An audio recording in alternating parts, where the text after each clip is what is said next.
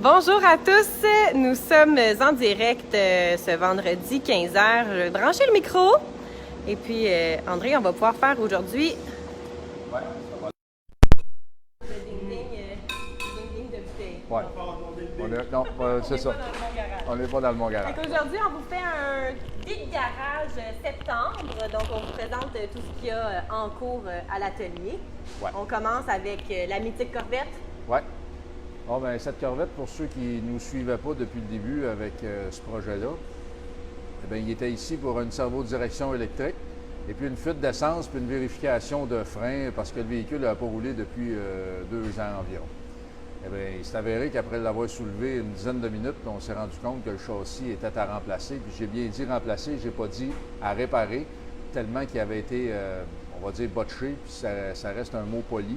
Parce qu'ici, c'est un peu ça qu'on rencontre souvent. C'est des véhicules qui ont été, on dirait pas réparés, mais en fait, j'essaie d'être poli, puis je veux pas être trop sévère. On va dire le mot taponner. Oui, taponner, je pense que ça va être un mot passe-partout. Et puis on en voit souvent. Alors, on est obligé, bien des fois, de deviner comment les gens ont pensé leur réparation, comment ils ont pensé leur réparation, comment ils l'ont faite, puis après ça, revenir à son état d'origine, puis la mettre fonctionnelle et fiable. Ça explique pourquoi c'est si long parfois, parce qu'on est obligé de tout redébobiner ce que les gens ont fait, puis après ça, repartir à zéro, jusqu'à temps qu'on se soit rendu là où on voulait aller. La Corvette, ici, c'en est un bel exemple. La Corvette était craquée de partout. Le plancher était cassé. Ici, on a fait un test de peinture, là, mais sous le tapis, cette portion-là n'existait plus. Le tapis cachait le trou, mais il n'y avait rien. Autrement dit, quand on poussait ici, on poussait sur le tapis. La voiture a été vendue comme ça. Et puis, évidemment, ben, c'est vraiment pas du bon travail. Puis ici, vous êtes en train de regarder les rails qu'on a fabriqués, c'est notre fabrication, qui vont permettre de retenir le siège correctement au plancher. Ça, c'est une situation presque comme d'origine. Mais les gens qui ont rénové cette Corvette-là avant se sont rendus compte que les boulons étaient trop durs à démonter parce qu'ils étaient rouillés. Ce qu'ils ont fait, c'est qu'ils les ont cassés, puis ils ont percé à côté dans le fil de verre. Et ouais, c'est ça. Ils ont fait, c'est ça. Ce qui veut dire que les bancs ne tenaient que par des boulons retenus par de la fibre de verre. Hein. Ça peut être sécuritaire à souhait. C'est ça. Au lieu d'avoir une barre comme ça, comme d'origine, ça va tenir avec l'ensemble du fibre de verre autour, fait que la force ou le maintien est beaucoup plus grand. Ici, toujours dans le département du bienfait, on a dû remplacer les coins en métal parce qu'il y en avait un des deux côtés qui était absent, qui était complètement disparu. Et puis l'autre n'était pas conforme, donc on en a trouvé 2 qui sont d'origine Corvette. Et puis on a rapetissé le trou parce que le trou était rendu si grand que le boulon passait au travers. Ça voulait donc dire que la carrosserie, on pouvait la soulever du châssis sans qu'elle soit attachée. Alors c'était pas extraordinaire ça non plus. Ici, on avait un trou grand comme ça, environ rectangulaire, puis ça traversait dans le compartiment du pneu de secours. Ici, c'était tout cassé, on avait un trou, un grand trou. Ici, cette pièce-là n'existait plus.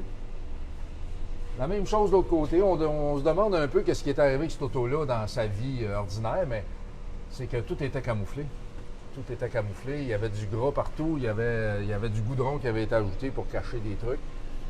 Et puis, on a dû boucher. Je ne sais pas si tu peux revenir ici. Oui, peut-être, oui. Viens par ici. On a fabriqué des plaques en métal. Regardez la petite courbure qu'on lui a donnée. Parce qu'ici, il y avait un trou bien rond. Les gens avaient attaché la ceinture de sécurité dans le trou en mettant du feuillard de plombier.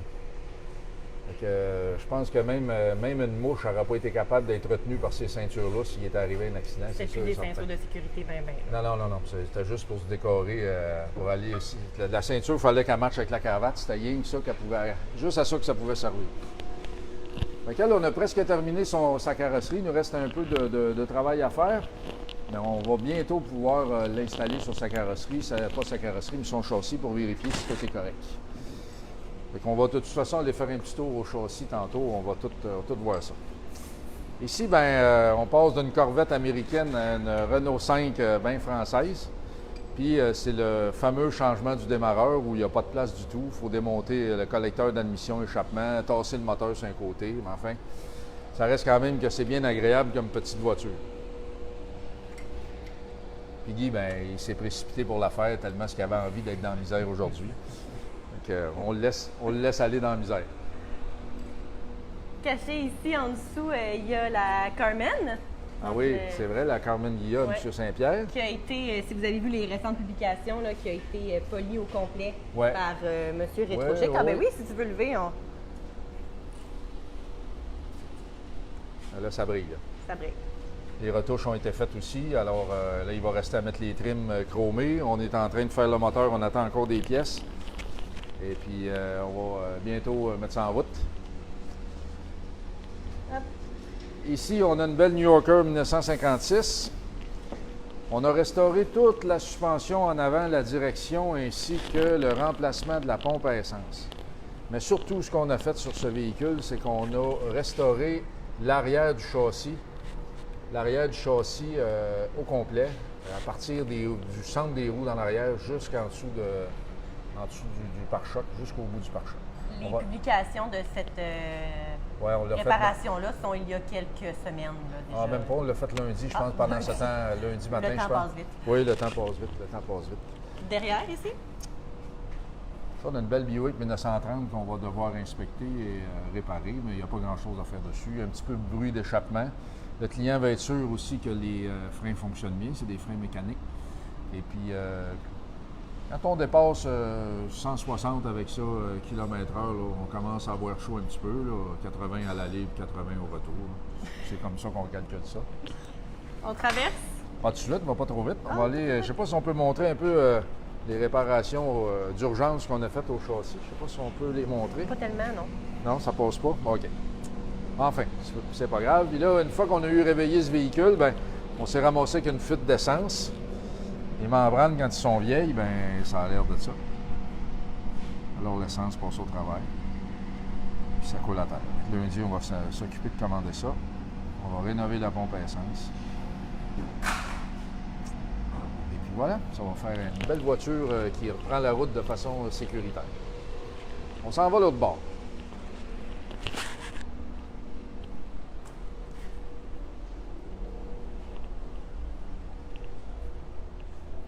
Ça, la belle Cadillac 57 qui est ici, principalement pour une remise en route parce qu'elle est arrêtée depuis longtemps, mais aussi pour les mêmes raisons dont on parlait tantôt avec la Corvette, c'est du taponnage qu'il y a eu. Il y a eu un échappement taponné du début jusqu'à la fin. Il n'y a rien qui allait bien pour ce qui est de l'échappement. Il n'y a pas une partie des tuyaux qui était attachée correctement. Plusieurs étaient attachés de façon rigide au châssis ou à la carrosserie. Vous pouvez imaginer ce que ça fait, les vibrations qui viennent avec ça. On a remplacé aussi les silencieux en arrière par des silencieux. Ça, c'est la bonne grandeur, mais il y avait des silencieux beaucoup trop grands. Ça n'allait pas du tout dans le trou. Maintenant, on a trouvé les bons silencieux qui vont là. Et puis, on est en train de faire des supports parce que les supports d'origine, évidemment, sont peu existants et on ne peut pas les trouver. Mais là, on est en train de partir de la base qui nous reste d'origine pour faire quelque chose de très, très bien. Mais en attendant, ce qu'on a eu comme, avant qu'on démonte, quand on parle de taponnage, là, sur l'autre côté, on avait cette pièce-là.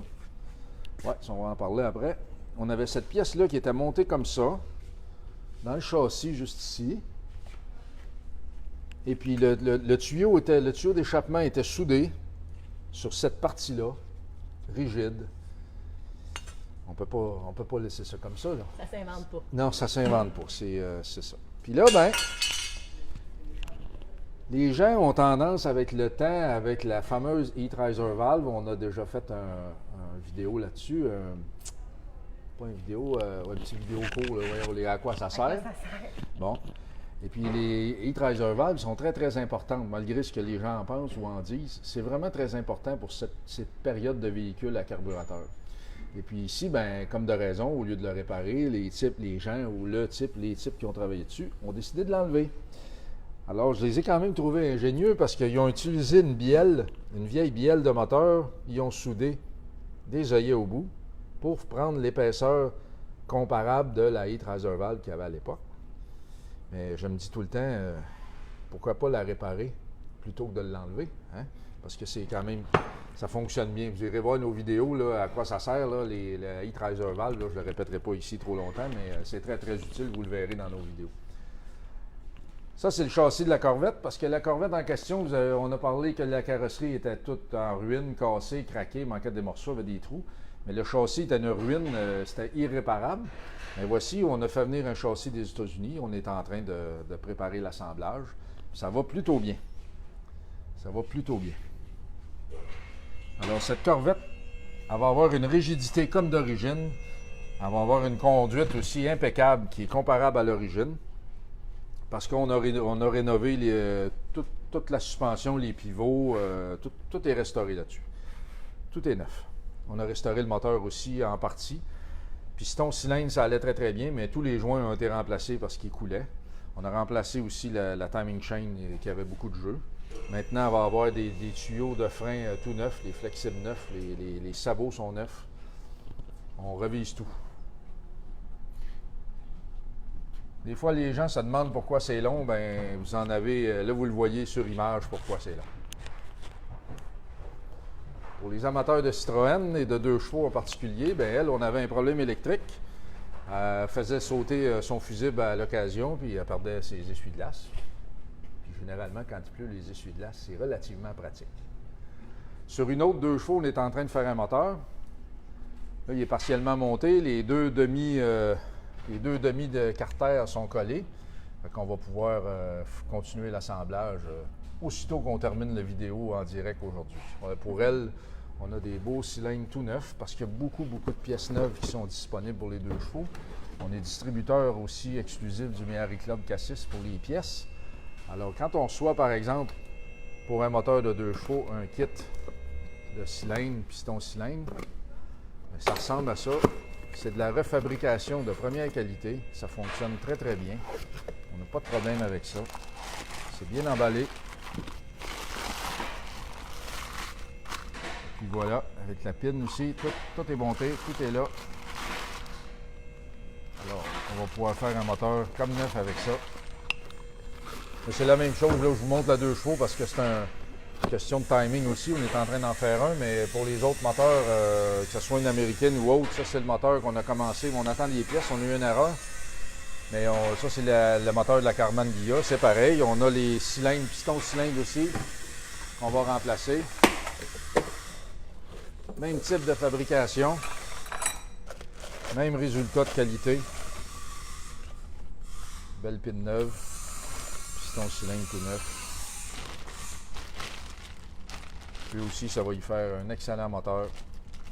Puis pour très longtemps, lui, en plus, on a remplacé son vilebrequin qui était très usé. C'est un moteur qui a été pas mal maltraité dans sa vie et aussi pas très bien entretenu. Cet automne, mais on va reprendre les travaux sur la belle Buick 56 à M. Gélina. Son moteur est prêt, sa transmission est prête. On va soulever la carrosserie, assembler les 2 morceaux ensemble et puis faire la mise en route avant la carrosserie. S'il y a quelque chose, bien, au moins, on va pouvoir se reprendre si on voit la carrosserie qu'on aurait d'un jambe puis ou de travers. Fait que, on va faire un tour dehors. On s'en va par là? Ah ouais, Guy. Ah ouais, Guy. Guy nous invite. Ouais, c'est pas bien préparé notre affaire. Là. Ah bon, on voulait montrer la réparation de... Ah, ça c'est bien ça. Réparation de carrosserie en arrière du New Yorker. Ouais, c'est réparation de châssis. Châssis, pardon. Bon. Le châssis est en train de casser ici. À partir d'ici. Vois-tu bien ma main? Oui, ça va se Bon, faire. à partir de là, sur les 2 côtés. On a enlevé le plancher du coffre. On a fait des plaques en suivant les courbures d'origine. On a renforcé partout. On a refait le trou à l'intérieur parce que tout était pourri pour pouvoir remettre les axes de suspension en arrière. Puis on s'est rendu jusqu'en arrière. La même chose de l'autre côté. Exactement la même chose. Les 2 étaient pourris. Il n'y avait rien à faire avec ça. On ne pouvait pas le réparer avec les morceaux existants. C'est une réparation aussi parce que le client a choisi de ne pas faire un travail d'envergure comme la Corvette, là, dans le sens que... Oui, c'est vrai, mais c'est vrai. Je le comprends aussi parce que la balance du châssis est quand même très, très bien. C'est surtout cette partie-là qui était irrécupérable. Mais là, avec la ça, tank neuve. ouais, là, on a mis un réservoir tout neuf. Le réservoir a été quand même un bon défi, premièrement, à trouver. Et après, ben, on a reçu le flotteur qui va avec, mais on se ramasse avec des flotteurs parfois ou des accessoires parfois qui sont pas, c'est soit génériques ou pas compatibles, je dirais. C'est que le flotteur qu'on a reçu pour mettre dans le réservoir, premièrement, il coulait, c'est-à-dire que le liquide sortait par le dessus. Ensuite, il n'était pas ajusté pour le réservoir qu'on avait. Ça veut dire que si on le mettait dedans comme ça, sans se préoccuper de la position du flotteur, quand on mettait à l'interrupteur, l'aiguille ne marquait pas E, mais marquait le quart. Puis si on tournait le réservoir à l'envers pour avoir le full, bien, il ne se rendait pas à full non plus. On ne pouvait pas laisser ça comme ça. C'est relativement fréquent quand on reçoit des pièces génériques et qu'on ne peut pas avoir mieux que ça parce que ce n'est pas disponible, bien, il faut modifier. Alors, on passe un certain temps là-dessus à placer le flotteur à la bonne place pour que le E soit à E, puis le F, l'aiguille se monte à F correctement quand le flotteur est en haut. Fait que ça explique encore une fois pourquoi ça peut être long des fois à rendre un service. Changer un réservoir puis le flotteur, si on prend ça que sur une 2013 aujourd'hui, on fait ça sur l'établi, on pose ça là, 2-3 joints, on met ça après le véhicule, on connecte les fils. C'est adapté, c'est déjà tout préparé d'avance pour que ça fonctionne du premier coup. Mais là-dessus, ça ne marche pas toujours du premier coup correctement. Fait que si on veut sauver du temps, bien l'aiguille ne sera jamais à la bonne place à E ou à full, ou sinon on prend notre temps, on travaille correctement, puis on le fait jusqu'au bout. On va mettre de l'essence là-dedans, l'aiguille va être à la bonne position, puis quand il va être à full, il va être plein, puis quand il va être à E, bien, il n'y en aura plus. Il va falloir qu'il retourne à la station-service. Fait que voilà. On va se promener dans la cour? Oui, on s'en va dans la cour.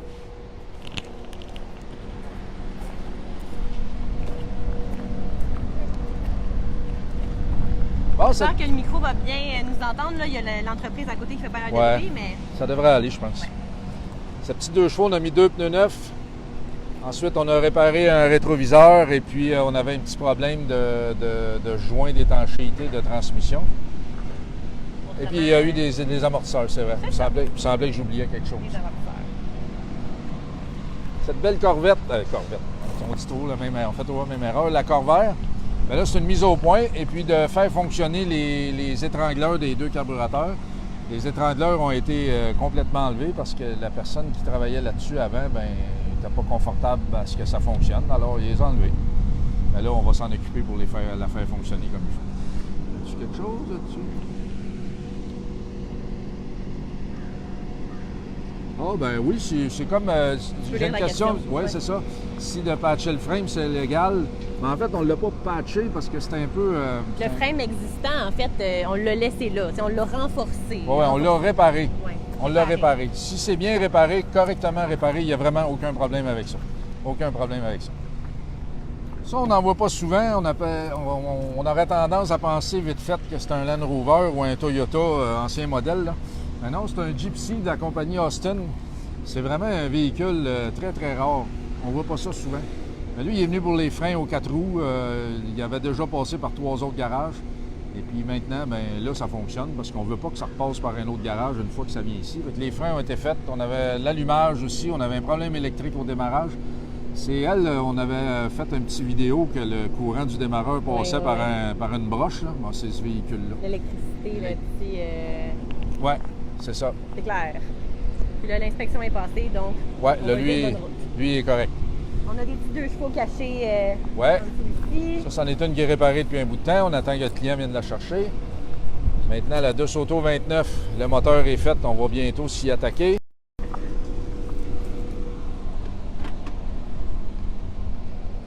Une très jolie voiture qui fonctionne très, très bien. C'est très confortable. Pour ceux qui s'y intéressent, j'ai eu l'occasion d'en essayer plusieurs et même j'en ai essayé une 1950 en Suisse.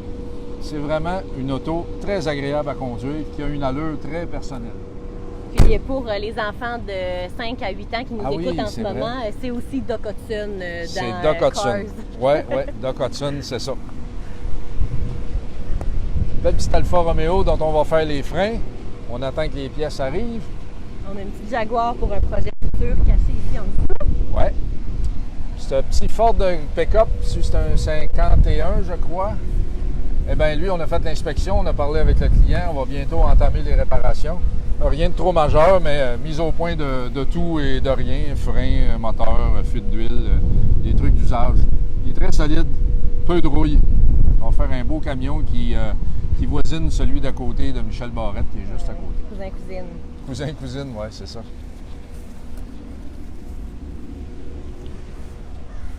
Bon, la boîte pour le pick-up. Ah oui, c'est vrai, ouais. C'est encore le désastre, mais on a reçu toutes les pièces nous permettant d'effectuer une bonne réparation. On a du bois traité. Oui, le bois est rentré, oui. Le bois est rentré, tout verni, tout prêt à poser. Oui, toutes les lames aussi. En tout cas, on va faire tout ça de la bonne façon pour pas qu'un désastre comme ça se reproduise. Oui. Ben lui, en fait, on peut expliquer vite fait. C'est que les planches avaient été changées dans cette boîte-là. Il y a peut-être maintenant, je sais pas, 4-5 ans, 5 ans, peut-être 6 ans, dans ces eaux-là. Ça fait pas si longtemps. Pas si longtemps que ça. Non, ça fait pas si longtemps. Et puis, très, très rapidement, le bois a pourri, tellement que des champignons poussaient dedans. C'était rendu vraiment triste à regarder pour se rendre compte qu'un plywood de 3/4 de pouce avait été ajouté en dessous des planches pour pouvoir ajuster la hauteur. Mais le problème, c'est qu'on ne peut pas ajouter du plywood en dessous de ça. L'eau ne peut pas s'écouler. Fait que l'eau s'accumulait dans le plywood, faisait pourrir le bois par-dessus, qui était très, très beau au départ. Et puis ça a causé la rouille partout. Donc on voit ici, là, les traverses sont toutes rouillées. Les traverses, le panneau du fond, on a une bonne idée, ils ont mis là, du plywood aussi dans le fond. Ça a créé une ouverture ici sur le côté. C'est ça. Donc, des jobs, des mauvais jobs qui peuvent causer bien des dégâts. Ah, bien c'est sûr. C'est pour ça que c'est long. C'est pour ça que c'est long. Et on peut peut rien prévoir d'avance non plus dans les délais. La Lincoln, bien, on a du gros travail mécanique à faire dessus. Le moteur tourne très, très mal. Il y a des fuites d'huile à corriger, les freins. Mais au niveau mécanique et structurel, rouille, tout ça, là, c'est vraiment un très, très beau véhicule. Bon, il va très bien tourner quand on va terminer avec. Quand on aura le temps, c'est pas un projet qui presse, mais cette Mercedes va être repeinte au complet. On a beaucoup de problèmes à corriger au niveau des ouvertures de portes, caoutchouc, enfin bref, il y a bien des ajustements à faire là-dessus. Mise au point moteur, mais il fonctionne déjà très bien. Une petite arrivée nouvelle. Hein? Oui, une petite fraîche de la Floride. Cette Méhari américaine. Pas l'air fraîche, par exemple. Non, pas l'air fraîche, oui. Mais cette voiture-là a été exportée de la France. C'est une vraie américaine dans la mesure où il n'y a pas les mêmes phares, les mêmes réflecteurs que la Méhari française. Alors, il y a quelques petites différences. Les habitués de Méhari l'ont vu immédiatement. Mais la grosse différence, par exemple, avec une française, c'est, par exemple, la grosseur des phares, c'est des phares standards de l'époque. Et puis la Méhari régulière, elle a des phares plus petits. Donc, elle n'a pas cette bosse ici avec le trou dans le capot. C'est principalement la différence majeure, mais il y a d'autres petites affaires, comme ils ont rajouté des réflecteurs sur les côtés. Ce véhicule-là va avoir droit à un traitement fit garage complet, là, carrosserie complète. Oui, c'est moteur, transmission, etc., etc. Ça a une très grande valeur, les Méhari, maintenant. Des petits projets en attente sous les bâches ici, la Mustang, une autre. Oui, on va reprendre ça bientôt.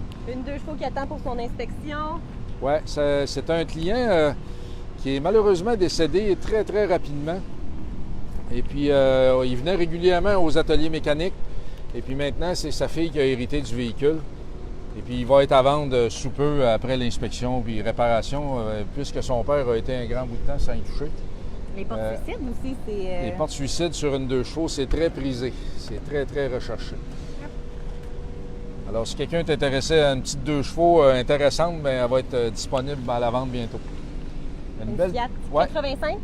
Oui, c'est une 85, celle-là, dernière année de production. C'est comme la tienne, ça. Une belle petite Fiat 124. Elle est ici pour une pompe à eau puis la sonde d'oxygène dans l'échappement. On attend que la pompe à eau arrive, on va pouvoir s'en occuper immédiatement par la suite. La course se vide un petit peu tout doucement. On a presque déjà fini le tour. Ça, c'est une belle petite Mini Austin, mais une Mini Austin, c'est sûr que les spécialistes de Mini vont me comprendre un peu plus, là, mais Mini s'est arrêté, puis ils ont recommencé. Je pense que c'est une autre compagnie qui a repris ça. Puis ils ont recommencé, puis le moteur, c'est comme le moteur d'époque, mais avec injection, frein à disque en avant.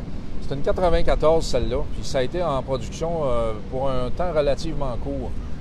Ça fait une machine avec un look vintage, parce qu'il n'y a à peu près rien qui a changé, sauf que le moteur a été un peu modernisé Mais c'est presque toutes les mêmes composantes que les vieilles. Le tracteur que la cliente va venir chercher Ouais, bientôt. ça, c'est terminé. Bien, Et puis là-bas, on a un trio Citroën. ben oui. On a la Diane bleue qui nous appartient. Clémentine, de son prénom Orange, qui nous appartient aussi. Et puis au centre, la voiture d'un client duquel on est Celle en train de faire le moteur. Celui qu'on est en train de faire le moteur. Voilà. C'est ce qui complète notre vie de garage tournée du mois de septembre. Ouais. À bientôt!